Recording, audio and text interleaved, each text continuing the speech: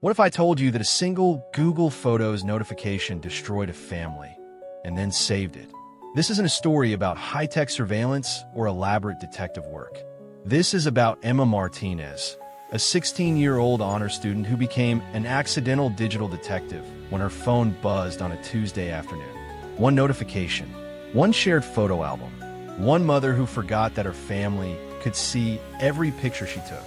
In the next 30 minutes, you're going to discover how the apps designed to bring families together can tear them apart, and how sometimes the most devastating secrets lead to the most honest conversation. This is the story of how ordinary technology revealed extraordinary lies, and what happened when a family decided to choose brutal honesty over comfortable deception. Before we dive into this gripping true story, take a second to hit that subscribe button and turn on notifications. These stories aren't just entertainment, they're warnings. And if you've ever shared a photo without thinking twice, this might just be the most important video you watch today. But first, let me introduce you to the Martinez family on the day their perfect life started unraveling. Meet the Martinezes. From the outside, they look like any successful middle-class family in suburban America. There's Tom, 45, an IT specialist at the local hospital. He's the guy who fixes everyone's computer problems and never complains about working late. Reliable, steady, maybe a little too comfortable with routine. Lisa, 42, manages social media for a small marketing agency. She's creative, organized, and the one who remembers everyone's birthdays and schedules everyone's appointments. The family's emotional coordinator. And Emma, their 16-year-old daughter. Honor roll student, debate team captain, the kind of teenager who actually talks to her parents about her day. She's mature for her age, maybe too mature. Like most families, they're digitally connected. Shared phone plan, shared Netflix account, shared Google Photos because it's convenient and free. Their lives are automatically backed up to the cloud, their locations shared for safety, their digital lives intertwined. They eat dinner together most nights. They go to Emma's school events. They take family vacations where everyone smiles for the camera. If you scroll through their Instagram, you'd think they had it figured out. But here's what their Instagram doesn't show. Tom and Lisa haven't had a real conversation in months. They operate like business partners managing a household, not like two people who chose to build a life together. Lisa feels invisible in her own marriage. Tom works, comes home tired, and repeats the cycle. Emma watches her parents go through the motions and wonders when they stopped looking happy in each other's presence. None of them realizes that their carefully maintained normal life is about to be shattered by something as simple as a photo notification. Because on Tuesday, October 15th at 3:30 p.m., Emma's phone is going to buzz with a Google Photos alert that will reveal her mother's secret life. And once that notification appears, there will be no going back to pretending everything is fine. This is the story of what happens when the technology meant to keep families connected becomes the thing that exposes how disconnected they really are. Picture this. You're 16 years old, walking home from school on a Tuesday afternoon, scrolling through your phone like millions of other teenagers. Your biggest worry is probably that calculus test next week, or whether your crush noticed your new haircut. Then your phone buzzes. Google Photos notification. New photos added to family photos album. This happens all the time in the Martinez household. Mom takes pictures of work events. Dad captures funny moments with the dog. Family memories get automatically shared. It's convenient. It's normal. It's supposed to bring families closer together. Emma clicks the notification, expecting to see more pictures of her mother's latest client presentation or maybe some shots from her dad's weekend fishing trip. Instead, she sees something that makes her stop dead in the middle of the sidewalk. A photo of her mother, laughing, really laughing. Not the polite, tired smile she gives at the dinner table, but genuine, joyful laughter. She's sitting in a restaurant Emma doesn't recognize, and across from her is a man Emma has never seen before. He's not particularly handsome or young or obviously threatening. Just a regular guy in his 40s with a camera bag beside his chair. But there's something about the way he's looking at Lisa that makes Emma's stomach drop. Like he's actually listening to what she's saying. Like he finds her interesting. Emma stares at the timestamp. Yesterday, 2:30 p.m. But when Emma had texted her mom yesterday afternoon asking where she was, Lisa had replied that she was stuck in a client meeting that was running late. Maybe this was a client meeting. Maybe the guy was a photographer the agency hired. Maybe Emma was reading too much into a simple work lunch. Then she scrolls to the next photo. It's a selfie. Her mom and the same man, sitting close enough that their shoulders are touching, both smiling directly into the camera. This isn't a "let me document this boring work meeting" photo. This is a "we're having fun together" photo. This is a "let me capture this moment because I want to remember it" photo. Emma's 16. She's not naive. She understands exactly what she's looking at. Over the next few days, Emma finds herself paying attention to things she'd never noticed before. Her mother's phone buzzing during dinner, and Lisa quickly flipping it face down. Her mom humming while she gets ready for work. When did she start doing that? The way Lisa checks her appearance in the hallway mirror before leaving the house, adjusting her hair, adding a quick swipe of lipstick. Small things. Changes so gradual that if you weren't looking for them, you'd miss them completely. But Emma is looking now, and every day, more photos appear in the family album. Coffee shops in parts of town her mother has no business visiting. A picture of two hands holding coffee cups, one with the red nail polish her mother always wears. A sunset taken from what looks like a park bench, with the edge of someone's jacket visible in the frame. And in several photos, either clearly visible or cleverly implied, is the same man with the camera bag. Here's the thing about Google Photos that most people forget. When you have automatic backup turned on, every single picture you take gets uploaded to the cloud. Every single one. Lisa probably set this up years ago and completely forgot about it. It's just running in the background, quietly organizing her digital life, sharing everything with the family account. But for Emma, it becomes a window into a life she never knew her mother was living. Emma starts cross-referencing the photo timestamps with her mother's schedule. Every Tuesday and Thursday afternoon, like clockwork, new photos appear.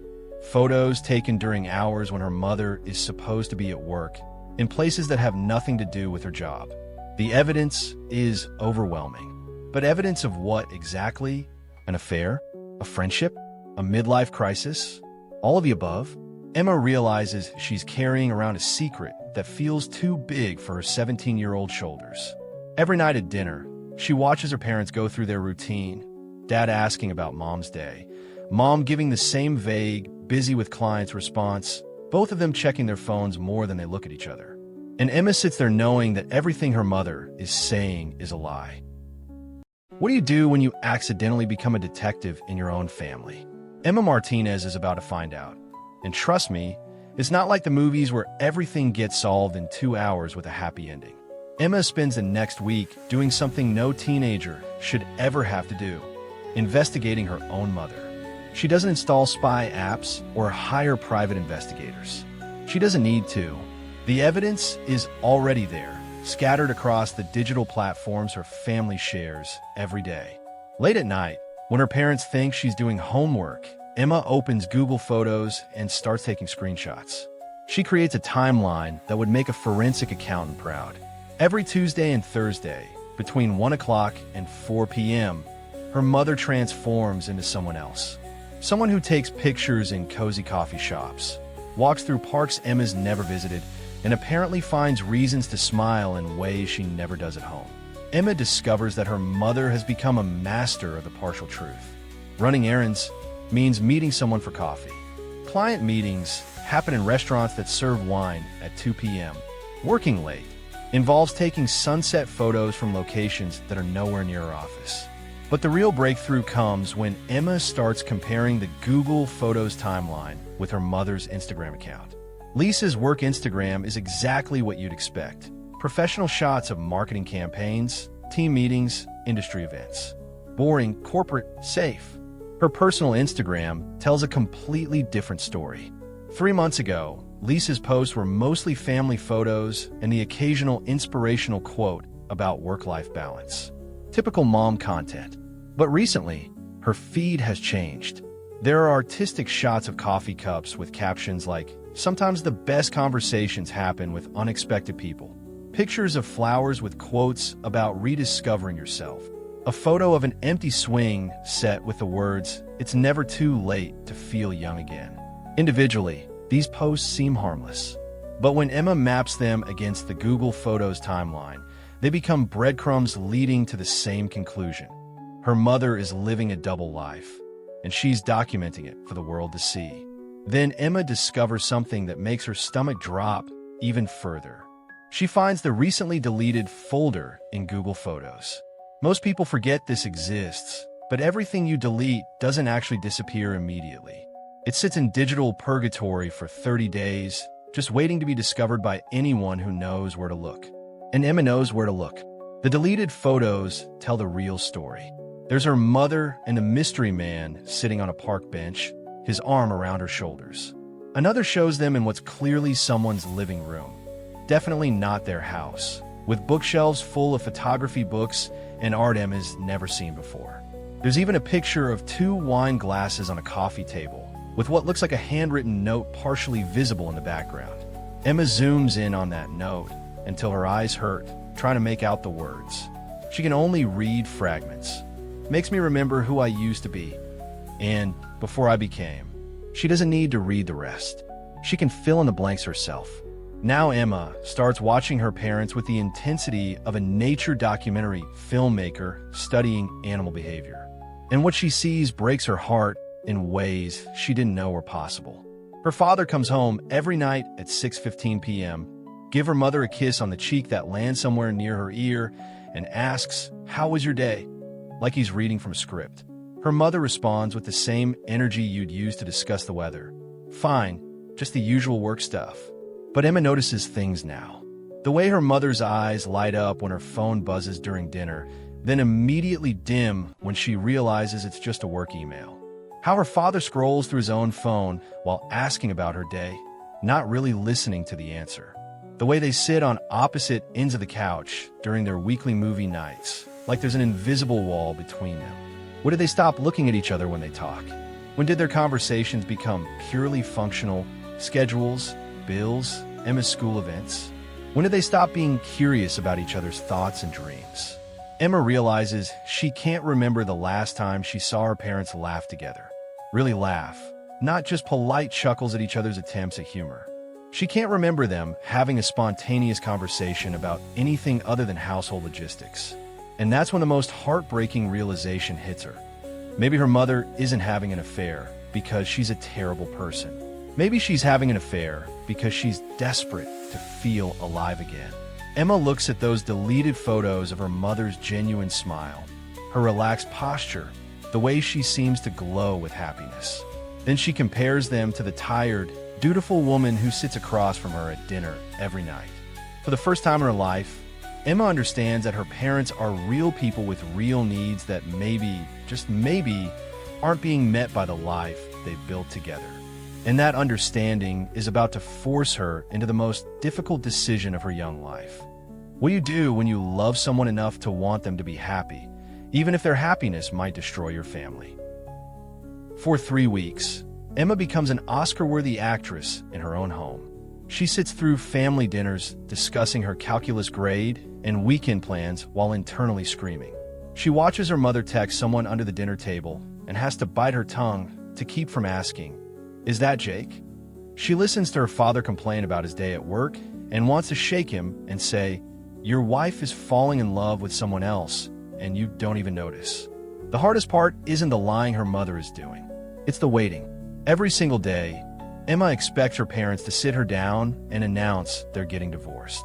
Every night, she lies in bed, listening for raised voices or doors slamming.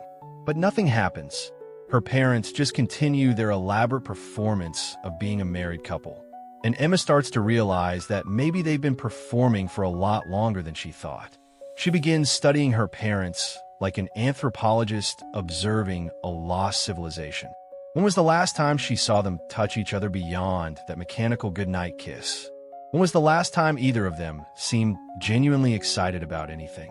When was the last time they had a conversation that lasted longer than 5 minutes and wasn't about schedules or bills? The answer is, she can't remember. Emma starts noticing things that would have seemed normal before, but now feel like evidence of something dying slowly. Her father falls asleep on the couch most nights instead of going to bed with her mother. Her mother has started reading in the bedroom instead of watching TV with him. They've stopped sharing little jokes or funny stories from their days. They're not fighting. Fighting would actually be better because it would mean they still care enough to argue. Instead, they're just existing in the same space, managing the logistics of their shared life while living completely separate emotional lives. And the worst part is watching her mother come alive on Tuesday and Thursday afternoons, then slowly deflate back into dutiful wife and mother mode by evening. After 3 weeks of carrying this knowledge alone, Emma makes a decision that will change everything. She's going to talk to her mother, not to accuse or threaten, but to actually have the conversation that needs to happen. She chooses a Saturday morning when her father is at his monthly poker game with college friends. Her mother is in the kitchen making coffee, scrolling through her phone with that small smile that Emma now recognizes as the Jake smile. "Mom, can we talk?" Lisa looks up immediately, her mother radar detecting something serious in Emma's tone. "Of course, sweetheart. What's wrong?" Emma takes a breath that feels like jumping off a cliff. "I know about Jake." The change in her mother's face is immediate and devastating. The color drains completely. Her phone slips from her hand and clatters onto the counter. And for a moment, she looks like she might faint. "Emma, what do you mean?" "The Google Photos, Mom. They're all backing up to the family account. I've been seeing the pictures for weeks." What happens next surprises them both. Instead of denying it or getting angry, Lisa starts crying. Not tears of guilt or shame, but tears of relief. Like she's been holding her breath for months and can finally exhale. "I never meant for this to happen," Lisa whispers, sinking into a kitchen chair. "I never meant to become the kind of person who lies to her family." Emma sits across from her mother at the same table where they've shared thousands of meals. And for the first time in her life, she sees Lisa not as mom, but as a real person with real pain. "Then why did you?" Emma asks, and she's surprised by how much she sounds like an adult having an adult conversation. Lisa looks at her 16-year-old daughter and realizes she's about to tell the truth to someone for the first time in months. Maybe Emma is the only person brave enough to hear it. "Because I was disappearing," Lisa says slowly. "I felt like I was becoming invisible in my own life.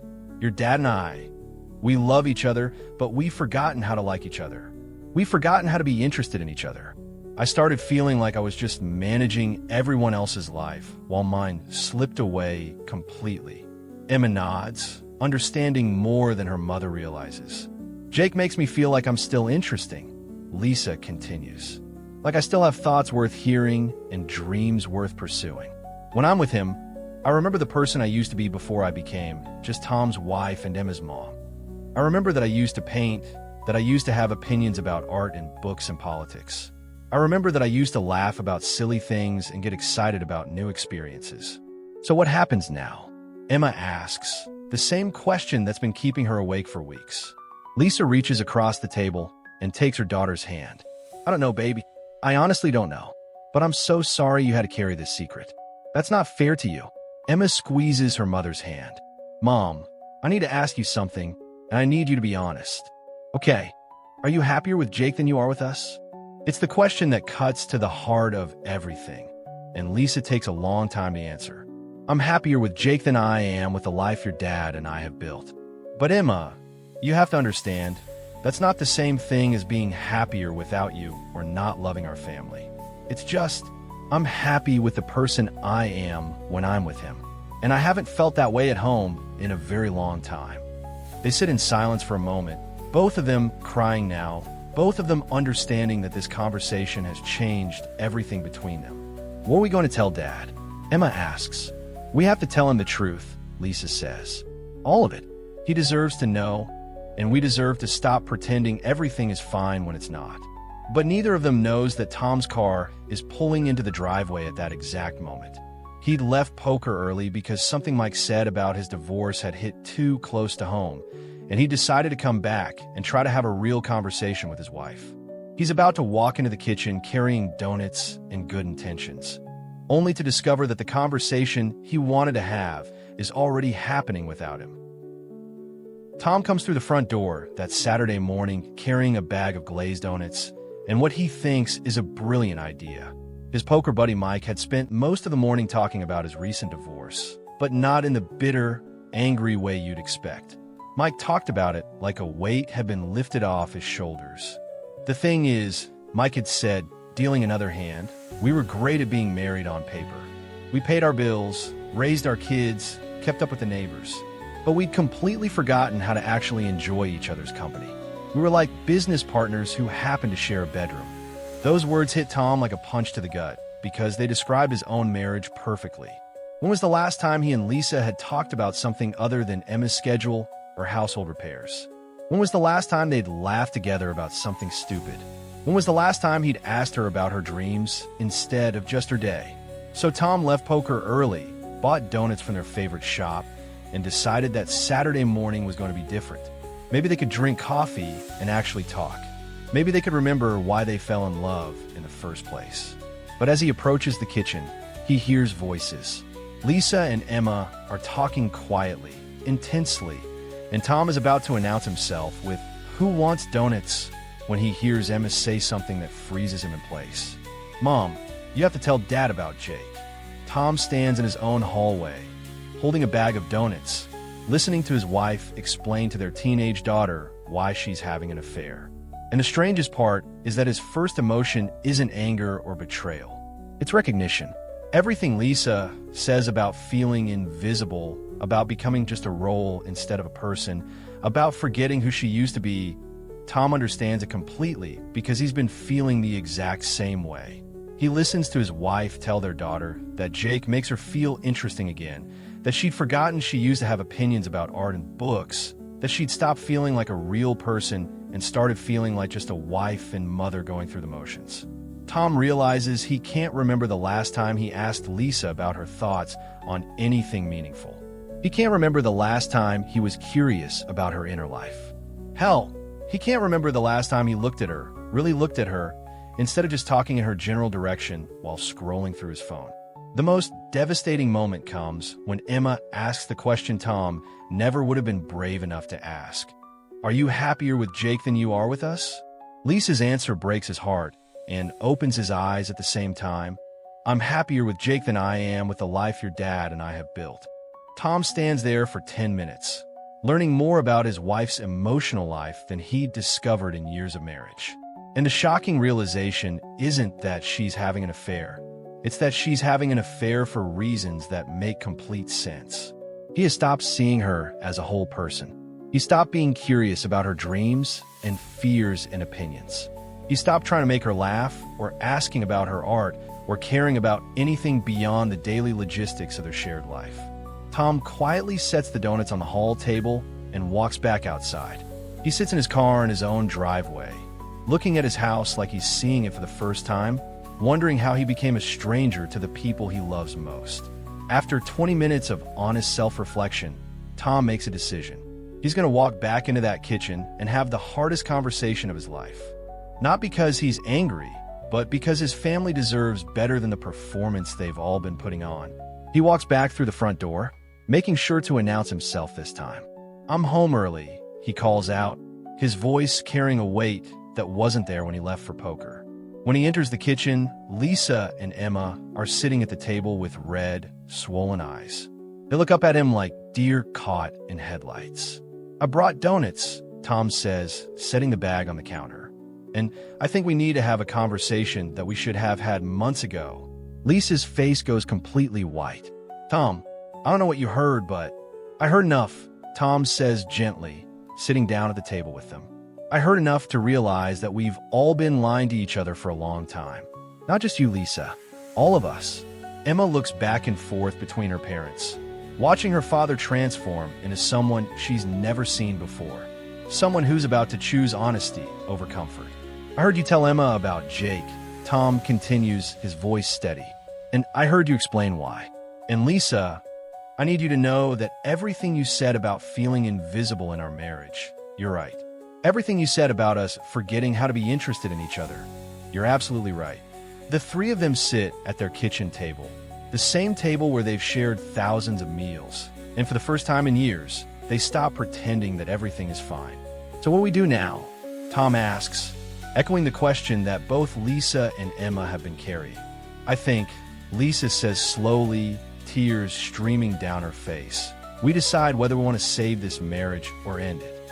But either way, we stop lying about what's really happening. Tom looks at his wife, really looks at her for the first time in months.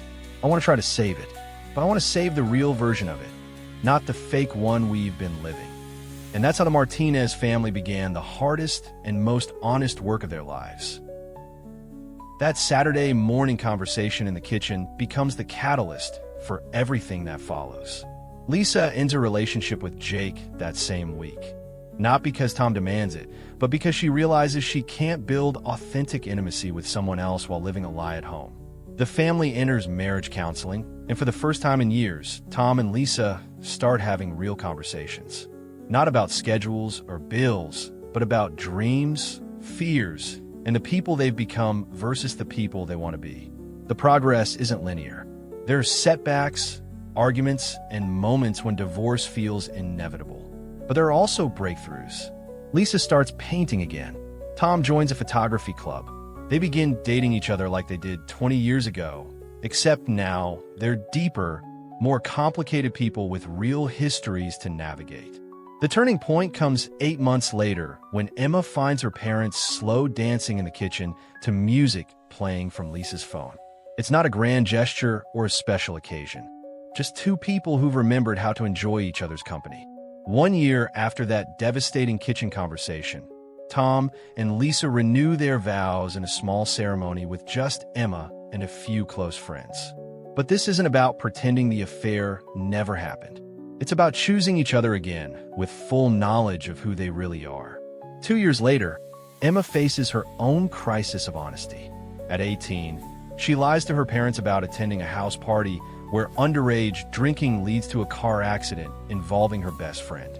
No one is seriously hurt, but Emma's first instinct is to cover it up, to spin a story that protects everyone from uncomfortable truths. Then she remembers watching her mother's face the morning she confessed about Jake. She remembers the relief that came with choosing honesty over performance. Emma comes home that night and tells her parents exactly what happened. The conversation is difficult, but it's real. And because Tom and Lisa have learned how to have hard conversations without destroying each other, they're able to help Emma navigate the consequences without losing trust. Inspired by her family's journey, Emma starts a blog called Uncomfortable Truths about teenage life, family dynamics, and the courage required for authentic relationships. The blog goes viral when she writes about watching her parents rebuild their marriage through radical honesty. Her post, "The Day Google Photos Saved My Family," receives over 1 million views and hundreds of comments from readers sharing their own stories of family secrets, digital discoveries, and the complicated work of loving imperfect people. The Martinez family's story isn't a fairy tale with a perfect ending. It's a real-world example of what happens when ordinary people choose extraordinary honesty. They're still working on their relationships every day, still learning how to love each other better. But they're doing it with their eyes wide open, their phones face up on the table, and their hearts committed to telling the truth even when it's uncomfortable. So, what uncomfortable conversations are you avoiding? And what would happen if you chose brutal honesty over comfortable deception? The Martinez family chose truth, and it changed everything. If this story resonated with you, hit that subscribe button, and I'll see you in the next one.